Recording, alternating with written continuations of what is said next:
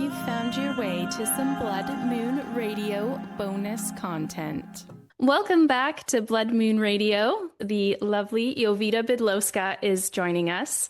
She's taking a break from promoting her new book, Unshaming, to grill me instead of me grilling her. It's funny because I asked you to send me questions because I wanted to play a little bit of a game. I wanted to surprise you. So I thought you're going to get prepared. And I see this, looking back on first season, where do you think Blood Moon Radio has succeeded in creating space for voice? This is a great question, but I want you to tell me, how are you right now before going into second season? I think I'm definitely ready for the break. When I planned out having seasons, I had read about pod burn and I had read about what makes podcasts last. And I had a little fear around having a break. I think we think so often the way our society is set up that you have to go, go, go. And that if you stop at any point, everything's going to fall apart or you're going to go backwards. But I could really feel by the last few episodes, I put a lot of effort into everything I do. And I could feel that I was really having to push myself. And that was meaningful for me, not only because I need reminders to slow down, but also because I do take a lot of pride in the work that I do. And I want to be able to put my best effort in. And so I think I'm ready for the break and I'm ready to conceptualize season 2. Some of the funnest parts of this work is coming up with a concept for a trailer and getting to get all artsy with the promo shoots and that kind of stuff. What does the break mean to you that you could share with the listeners? What does your break look like? Tell me how you're going to rest. I know. That part will just be, I will have less day-to-day work to do with the podcast. I won't be editing every week. I've made a few connections for season 2 guests, but I won't be pushing through so hard. I'll probably hang out on my patio because I have a beautiful patio in front of my house a little bit. Yeah, I love that. I don't know if you know this about me, but I'm a very skeptic. I'm very science-based person. But I also love being challenged by magic. I want you to explain magic in a way that's like, break it to me as if I'm like, I don't believe in it. What are you going to tell me about it? I think the easiest way to conceptualize magic is to just think about the unknown. We can all agree that there's the unknown in the world. There are things we can't explain yet with science. Give me an example from your life. An example of magic in my life would probably be, I told this story on Lore, which is a playlist on the Blood Moon Radio YouTube. I worked at a movie theater in my early 20s. I managed it, and a good friend had gotten me that job. And she and my boss were always making fun of me because I said, like, this building is super old. It used to be the Miners Union Hall in town.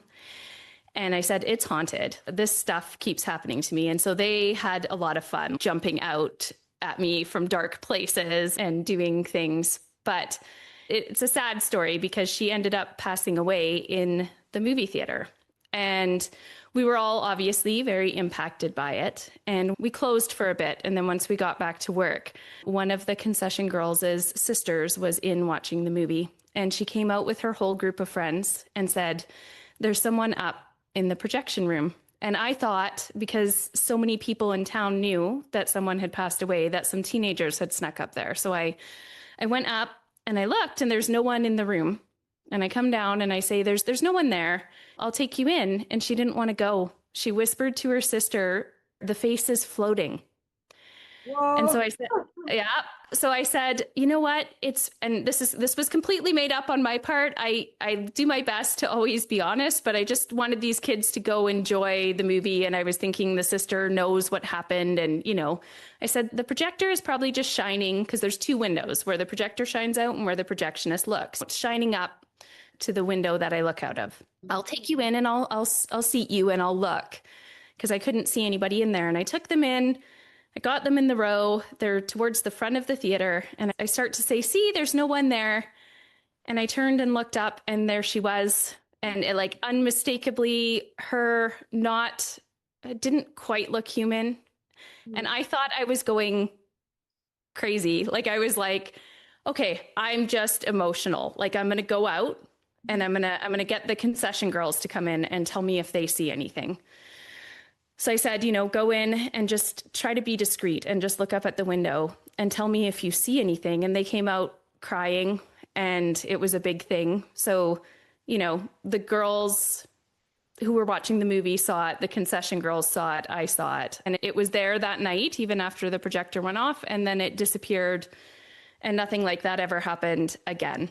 I don't know how you would explain it with science that there was a floating face. But it's like, I mean, both with, I think with science and magic, the one thing that does unite them is faith, right? Like you have to believe in either this very Judas-like situation where you're like, I have to see it, I have to experience it. And with science, like, well, I have to have scientific proof. That's why I asked you this, because, okay, how is it magic? What's this connection between the two? And having said that, I'm very cynical about supernatural things, etc. I am Slavic and I am very much a Polish witch. And I come from a very long tradition of witches. I remember sitting in my grandmother's room. We lived with her and looking at her wall, and she had her shrines and stuff, and she prayed to certain things and certain people. I want to ask you about the word, not necessarily the word, but what do you think a witch is? But not in that sort of sense, but a modern witch, because I love the idea of a modern witch. I feel like this answer is probably a little bit less magical than you're probably aiming for. But to me, to reclaim the word witch in modern times, Monica Bydlowska was on the show this season, and she said, it is an act of feminism in modern times to call yourself a witch. And that's due to the history of these ways of thinking and being, and this knowledge, the knowledge of plants, the belief that everything is of value and importance, and everything is universal energy, and we should respect it the same way we respect ourselves or respect other humans. It all is deserving.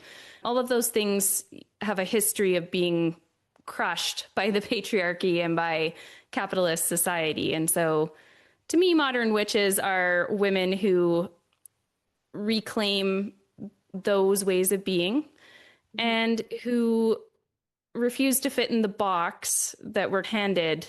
I think it's honestly unapologetically being yourself, even if you don't believe in magic. Remembrance itself, or remembering, is a revolutionary act. Yep. Even to claim like where you're from or who you are, or claiming a certain space on a certain timeline is it's very non-patriarchal. It's so different than from what we used to be. I wanted to ask you about your past year, because it was your first year, both combining what you believe in and what you're doing. And obviously, I always tout this line between like, I'm an artist, I'm a writer, but I also care about marketing and money and how my things are doing. Talk about the first year of putting out a business that's based in more esoteric and then not quite. Tell me about your first year. My business experience has largely been making money for other people in traditional business. And so this came about because I was like, I'm going to celebrate things that are distinctly me, and I'm going to make money for me. And that aspect of it is incredibly empowering. How would you compare it to actually having owned a business before, which like you have, and then to this that is purely yours? Is it similar in any way, or harder, easier?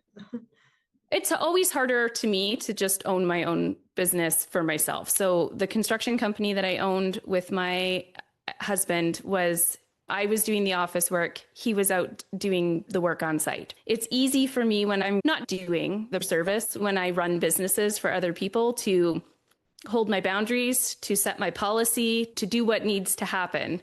I think always when it's your business, you get very convoluted about those things, and it's easier to feel unworthy, and you have to come up against those parts of yourself and say, no, this is what this costs, or I am worth this. And if you're not good at those things naturally, if it's your nature to shrink or overextend yourself for free, you will do that running your own business. So it's very different that way. And that is something I have to always work on. I'm interested in that because you're saying, and I can totally relate to that, especially as women. We definitely have this pleasing, it's not a gene, this is not in my DNA. Like I'm doing this specifically to for safety. Not because I want to. I'm wondering if you could speak to that. What is this like? Do I deserve this? Like, oh, like, because you touched on that. And how do we break free from that? Like, do we? Are we ever able to?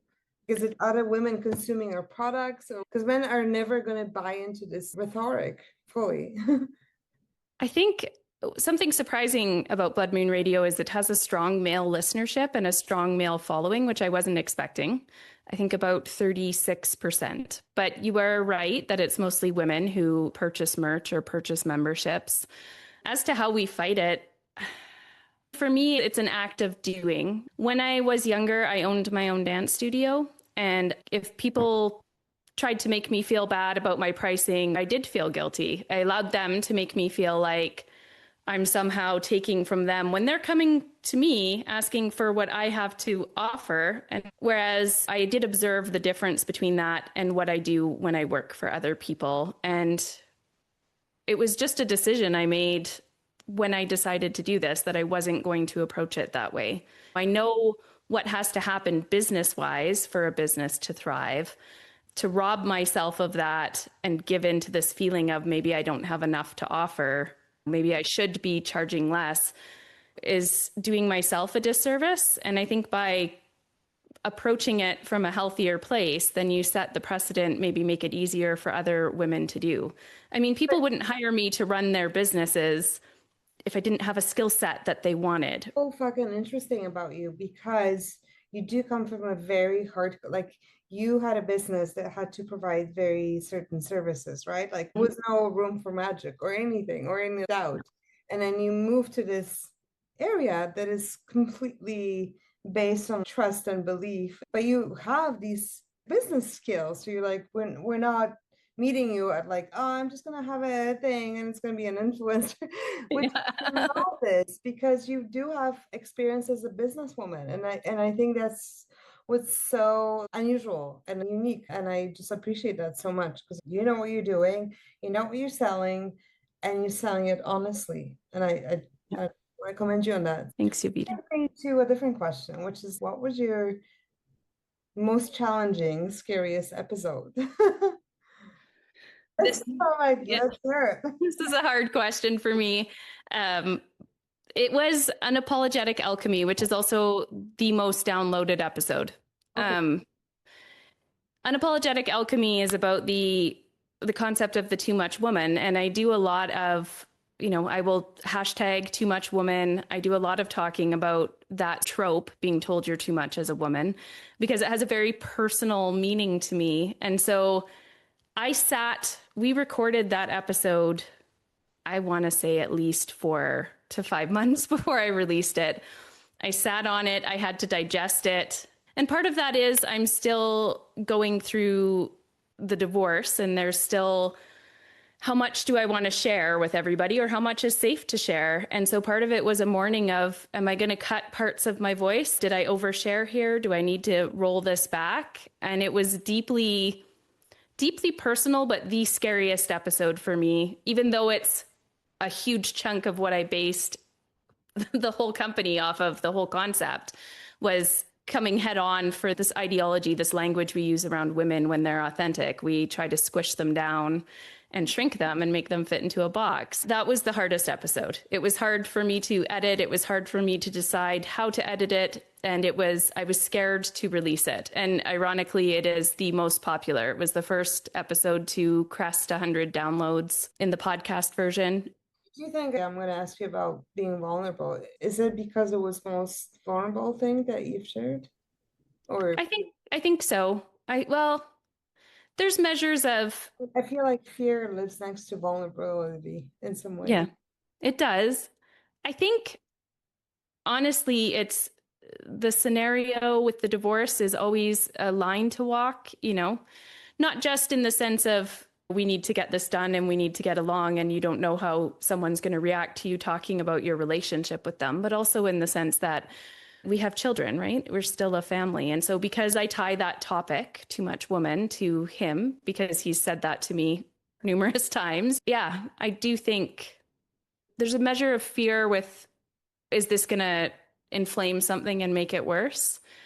And there is a measure of vulnerability in anything to do with the podcast. Every time I record, I have moments of nervousness. You know, I aim in my life, even before Blood Moon Radio, to be honest and authentic. And being honest and authentic in a public facing role, like a podcast or when I post on my socials, doesn't feel the way it feels when you're interacting in a group of close friends. It's out there for the world to see, and not everybody is kind. Not everybody is open. Some people purposely try to wreck people's day. So how much are you going to give out into a world that's not always kind when they receive it?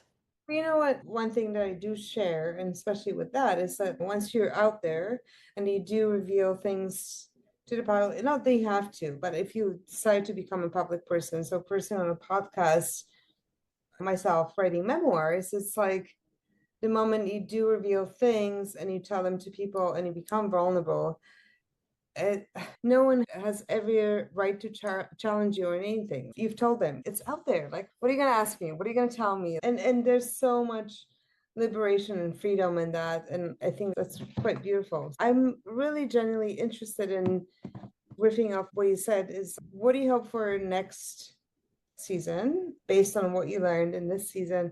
And what do you think is going to be most useful and interesting? Tell me about that. I think everything is an opportunity to learn, to do things better, to keep what works and to let fall away what doesn't work. So season 2 will grow on what I learned in season 1. And I think the most interesting thing to me about season 1 is I kind of lost myself a little bit in the middle. I had a very clear idea of what I was doing at the beginning. In the middle of the season, I started to get a lot of guest pitches from people who are, of course, witchy, spiritual coaches, somatic coaches. And I said to myself, well, it is a witchy podcast. What was I expecting? But the podcast isn't a witchcraft podcast, right? The podcast is really a human experience podcast. And the strongest episodes have been when I interview an author, when I interview a dancer, when I interview a counselor, and we're discussing things. And of course, the witchy lens is there because I'm there and I'm framing the concepts, the arc, I'm making the questions. And so I think in season 2, where it's going to go is that I am more solid in what I set out to do. Those are the conversations I set out to have. Not that we will never have spiritual conversations on the show. Of course we will. I fell away, got a little lost in the muck, which I think happens in creative process a lot, and then came back to myself and got a little bit more solid with, no, I know my idea isn't what everybody else is doing, but those are the ideas that work. Those are the episodes people eat up. Those are the times where I finish recording and I'm just like, wow, my day is just so amazing right now. I can't wait to share this with everyone. I can't believe the conversation I just had. So season 2, that's where I'm coming from, is more belief, reinforced belief in myself. Well, it's lovely. And how does that look in practice? Just give us one takeaway. I think in practice, and this is the constant work of being human, you talk to people, they say, oh, what do you do? And you explain to them, and then they say, oh, you know what you should do? And they tell you something else. Or they think you're saying something else and they go off on this tangent and you don't correct them because you start to doubt yourself. It's like anything. We tend to undermine ourselves more than the world undermines us. And Blood Moon Radio is about giving people a platform for voice and using my voice. And it's constant work to not fall into the smaller versions of ourselves. There's nothing wrong with backstepping a little bit. You just regroup, take what you learned, and move forward. We have so much gratitude to season 1 guest Jowita Bydlowska for coming back on to help us create this bonus content. You can find Jowita on her Instagram at JowitaBot or her website www.jovitabydlowska.com. Be sure to check out her latest memoir, Unshaming, which is linked in the reading room along with some of her other titles on www.bloodmoonradio.com. The website also offers up ways to support the podcast, from tarot readings to the merch and digital download stores to the donation button or membership options. As always, thank you for tuning in. See you soon.